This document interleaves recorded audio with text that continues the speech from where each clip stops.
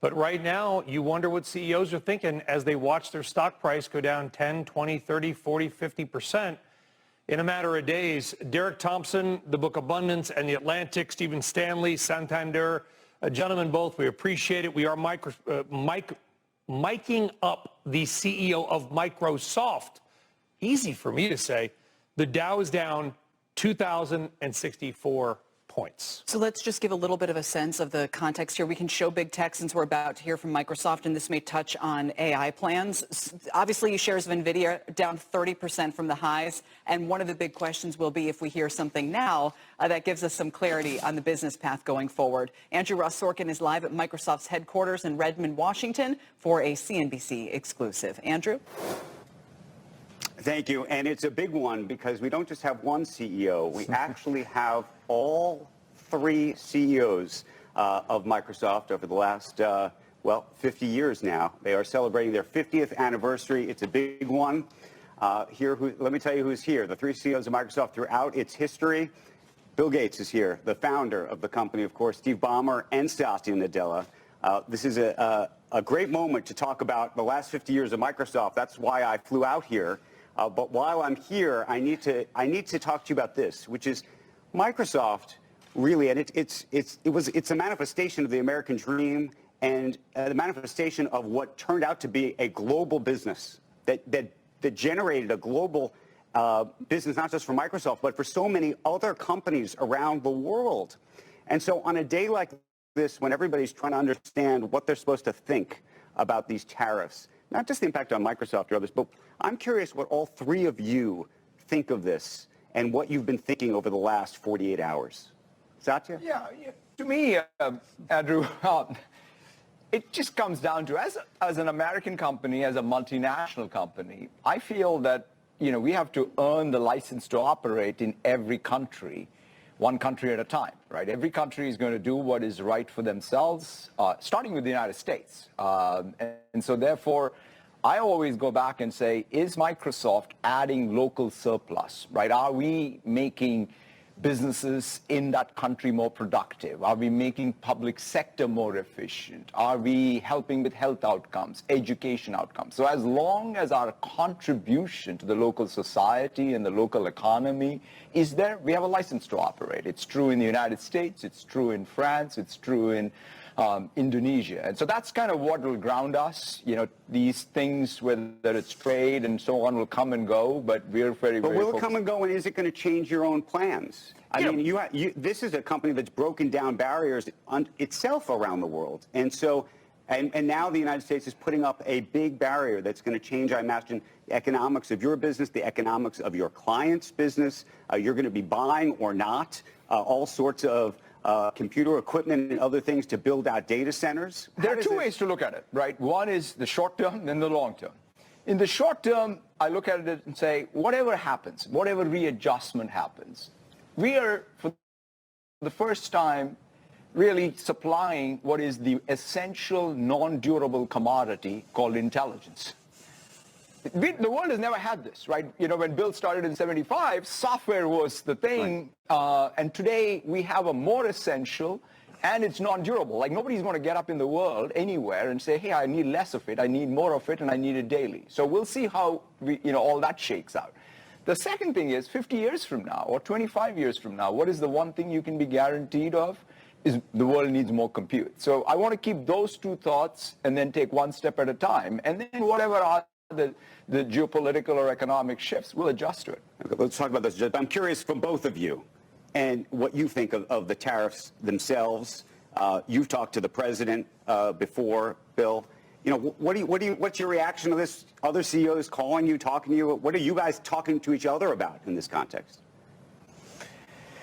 I'm not that expert on what the economic effects are going to be. So far, it's just on goods, but, will it eventually be on services? Who knows? Microsoft has benefited from being a center of innovation, and now, building out many countries around the world our engineering capacity. So I'm sure that we'll adjust. I'd say the biggest trend in the world today, even beyond the complex geopolitics, is the arrival of AI. it's kind of weird to think a company's 50 years old and the most profound decade will probably be the next one. I'm surprised the politicians aren't talking more about AI. I think that's the next wave, is each country trying to shape, lead into this new AI era. Steve, you have a view? You never hold back. So what do you actually think is going on here? I'll say two things. Number one, I took just enough economics in college to have said tariffs are actually going to bring some turmoil. Right.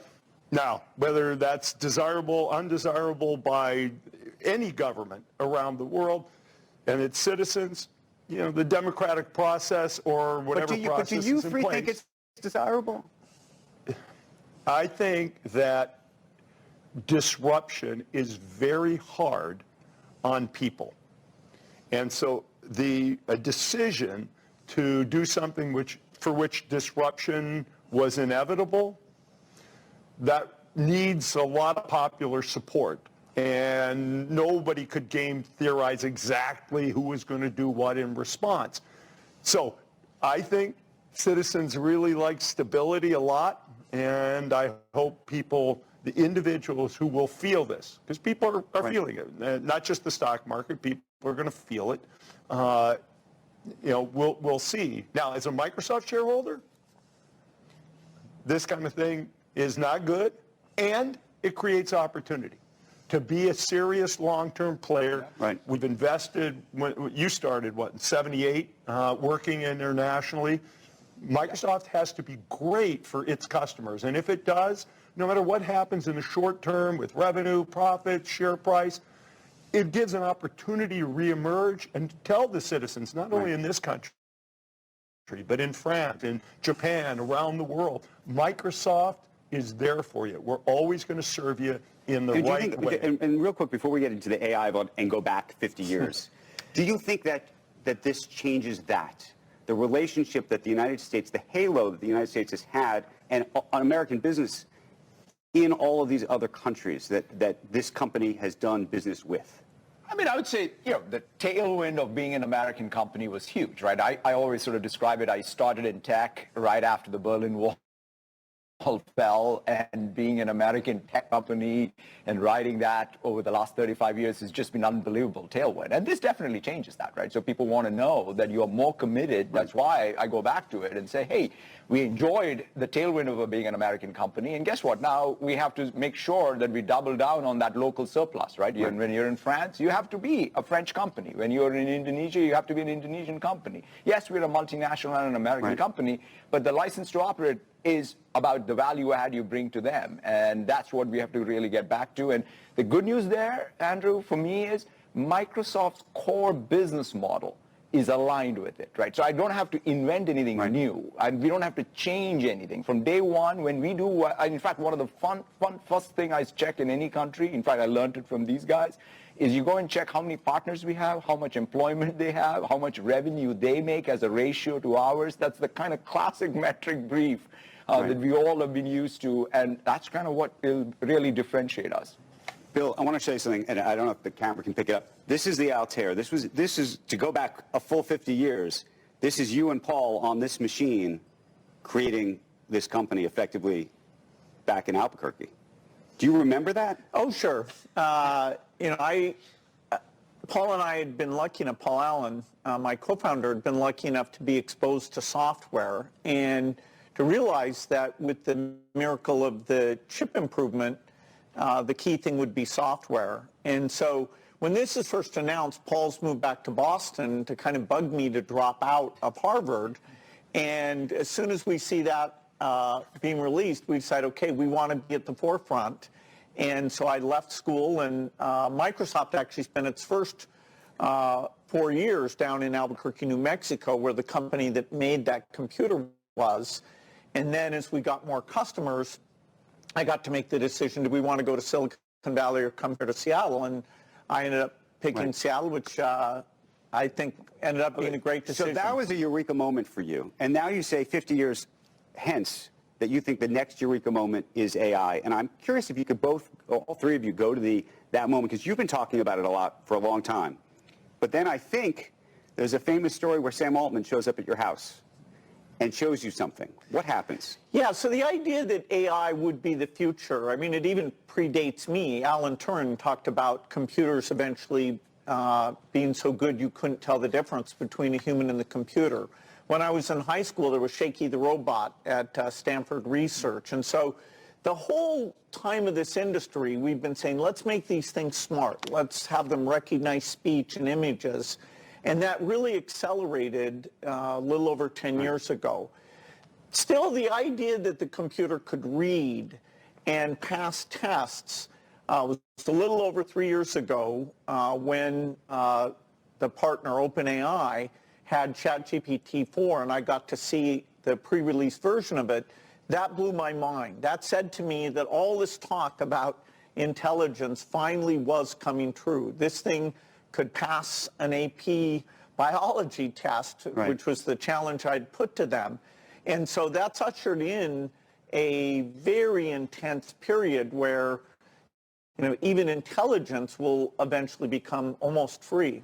What's the relationship with OpenAI going to be long term? That's why I saw you in Davos. There was a lot of people asking questions about it. You guys just made a new investment in OpenAI. And yet there's also questions about whether Microsoft ultimately is going to have to build or wants to build its own large language models. Yeah, first of all, we are very thrilled about all the success OpenAI has had. I mean, if you think about it, right, we are the early backers of OpenAI. They run on Azure exclusively. Every day somebody uses ChatGPT. They're using even Cosmos DB, and they're using Azure. So I'm thrilled for the success of OpenAI. We are also investors. We have a very strong commercial relationship. And one of the things, to Bill's point, it was super helpful to be partnered with someone who believed in scale of compute, especially as it comes to natural language. And so we saw it early together. We built the supercomputer. They built the model. We built, in fact, GitHub Copilot on top of it. And so it is a fantastic partnership. It's done well. And I think I'm pretty confident we'll continue to partner. Does that mean, you know, we will have to build our own capability as well? Absolutely. In fact, even while we were partnering with OpenAI, we had a model internally called Turing. We made an explicit decision to give more compute to OpenAI.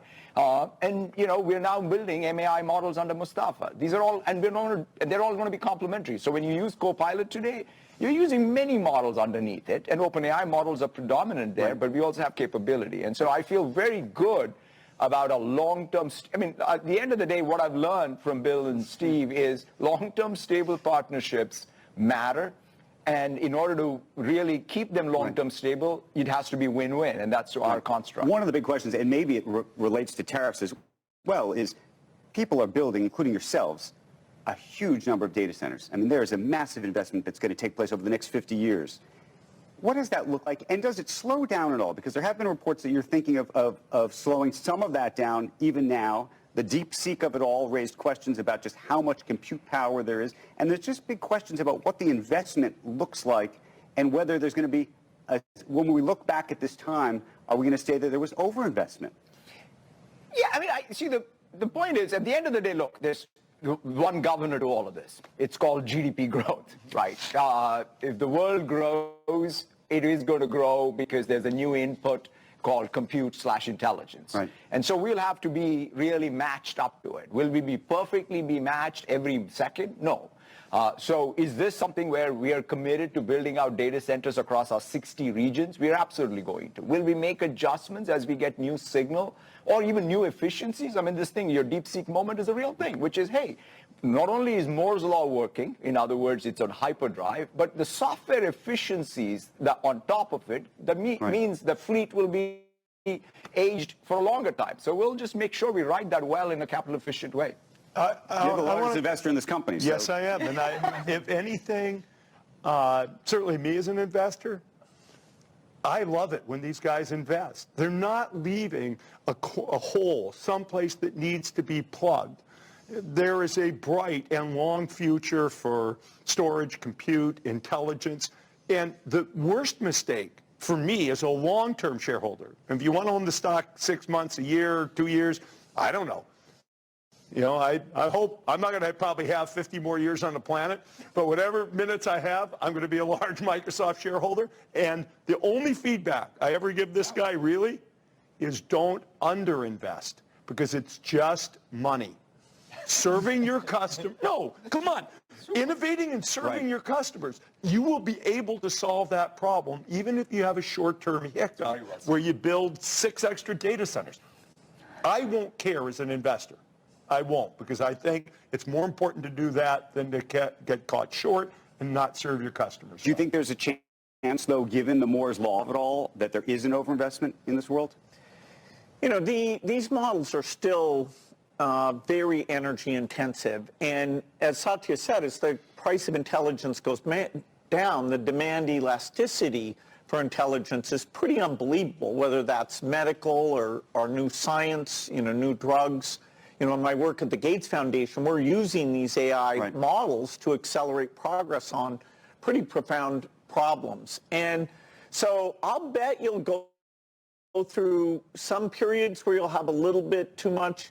But in the next 10 years, I think we'll mostly be in shortage of electricity, shortage of data center capacity, and you know, therefore the incentive to have a big capital budget, but also to be making those breakthroughs of the extra efficiency, the payoff is going to be profound. Okay, how many players do you think will ultimately be in this game? Meaning, there's you, there's Google. By the way, increasingly now you could look at Elon Musk and what he's doing. I don't know what you think of what he's doing right now. Meaning, how many players across the board? You have Anthropic, which is attached to some degree to Amazon. Are there only 4 or 5 players? I think, first of all, you have to sort of think about, like always, the tech stack is complex, and there are many players depending on what layer you're talking about, right? So, and I think about AI infrastructure. First thing you've got to recognize is AI infrastructure is not just about the AI accelerator or the GPU. It's about that plus every other meter, right? Storage, network, core compute.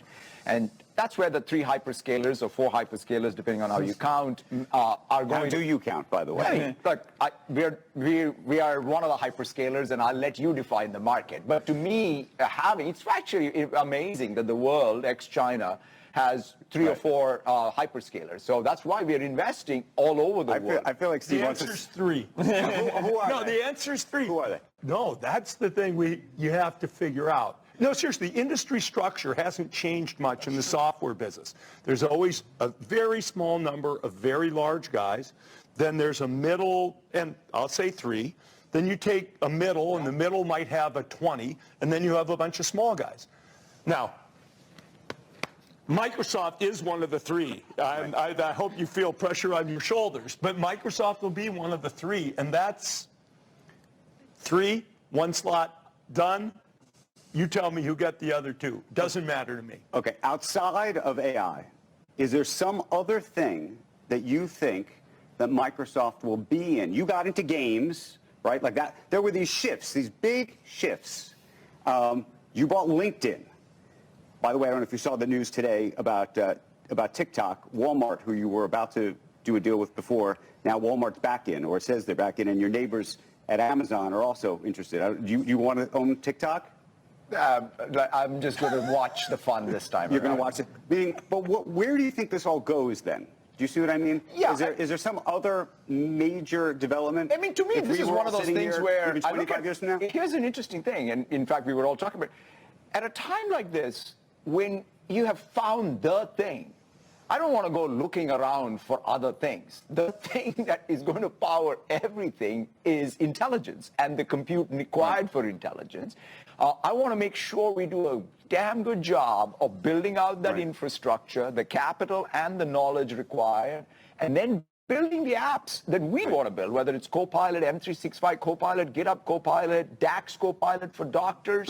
That's what I want to do a superb job. And by the way, enable a robotics company, enable an autonomous driving company, all to build on our infrastructure. We're up against a hard break, so I'm going to go to Bill for the last 30 seconds. If you could start this all over again and you had to do it today, what would you be building?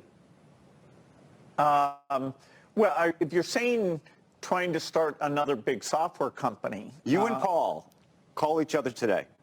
Well, AI is is the frontier. Paul and I had the advantage that very few people saw what we saw. You know, we would say to people, why don't you realize this is going to be gigantic?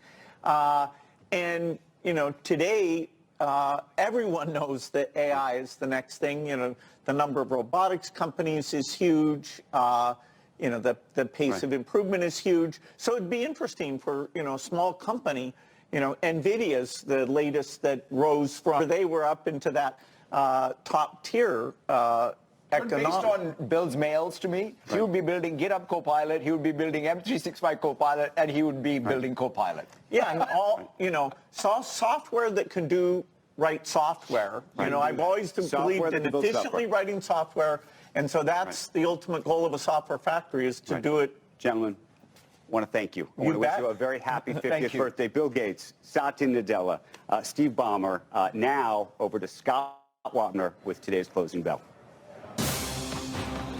Okay, Andrew, thank you very much. Welcome to the Closing Bell. I'm Scott Wapner, live from Post 9, right here at the New York Stock Exchange. In the center of all of this make-or-break hour begins with Trump's tariff sell-off. Stocks plunging again as his trade war escalates. China retaliating now, and nobody knowing where all of this is really heading. Let's show you the scorecard with 60 to go in this tumultuous week for your money. A brutal picture, as you know by now. We're looking at basically 5% declines across the board. Dow pretty much sitting there, not too much off the lows of the day. It's the worst week for the S&P since the COVID days of 2020. The NASDAQ just hammered today. Lots of big losses in some very big and widely held names as well. You could go down the list, the Apples, NVIDIA's, Microsoft and Amazon, Alphabet, etc. NVIDIA hit hard. Apple below $100, by the way, now below $3 trillion in market cap. And how about the travel and leisure names getting crushed yet again? Almost everywhere you look today, it has been a very tough session. Tough screens to look at.